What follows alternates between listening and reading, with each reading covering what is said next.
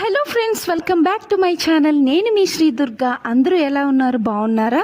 మొన్న అయితే అమ్మ వాళ్ళ ఇంటికి వెళ్ళిన విషయం అందరికీ తెలిసిందే కదా. అప్పుడు హరితకి తేజాన్ష్కి కురులు ఇచ్చామన్నమాట. రాముల వారి పేరు పెట్టాము. మేము ప్రతిసారి కూడా తీపిద్దామని అలాగే ధీమా చేస్తున్నాం. ఏదో అంటారు కదా, టైం వస్తే కానీ అవ్వదు అని. అలా సడన్గా తీపిచ్చేసాం తల. అయితే ఆ రోజు నైట్ అక్కడ పెళ్లి జరిగిందంట. డెకరేషన్ చూడండి ఎంత బాగా చేశారో గుడిలో. నెక్స్ట్ ఉంటుంది చూడండి. అలాగే కురులు తీపిచ్చినప్పుడు మా తేజాంశ్ మా హరిత అయితే గట్టిగా ఏడుస్తారేమో అనుకున్నాను నేనైతే. అసలు చాలా కామ్గా ప్రశాంతంగా తీపిచ్చుకున్నారు. నేనైతే రాముల వారికి పసుపు కుంకుమ మంచిగా అన్నీ పీస్ఫుల్గా ప్రశాంతంగా పూజ చేసుకున్నాను. గుడి అంతా ఖాళీగా ఉంది. అసలు చాలా బాగుంది గుడి అయితే. నేను వచ్చిన ప్రతిసారి అనుకుంటా తీపిద్దాం అని చెప్పి, అలాగే అయిపోతుంది. అంతే, ఏదైనా సడన్గా జరుగుతాయి అన్నమాట.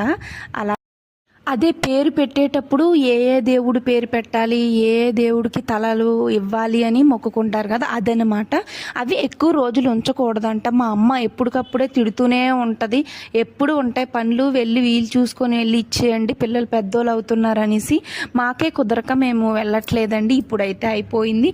తేజాంశ్ అయితే అసలు ఎంత బాగా చూపించుకున్నాడంటే, అసలు చూడండి ఎంత క్యూట్గా మంచిగా ఉన్నాడు. అసలు ఏడవరు, చాలా బాగానే ఉంటారు. కాకపోతే ఈ మధ్య హాలిడేస్ ఇచ్చి ఇంకా కొంచెం ఎక్కువైపోతుంది అల్లరి. వాళ్ళ వల్ల నాకే హెడేక్ వస్తుంది. ఏం చేస్తాం, తప్పదు. పిల్లలు అల్లరి చేస్తారు, అవి భరించడానికే మనం ఉన్నాం కాబట్టి అడ్జస్ట్ అయిపోవాలన్నమాట. ఇంకా మా హరిత కూడా ఇచ్చేసింది. ఆ పెద్దనాన్నగారికి అదే చేశారు కాబట్టి ఆయనకి ఏమైనా ఇవ్వాలి కదా, సంతోషంగా ఇచ్చాము. అలాగే మన వీడియోస్ నచ్చితే ప్రతి ఒక్కరు కూడా లైక్ చేసి సబ్స్క్రైబ్ చేసి సపోర్ట్ కూడా చేయండి. Please support my channel. Thank you so much.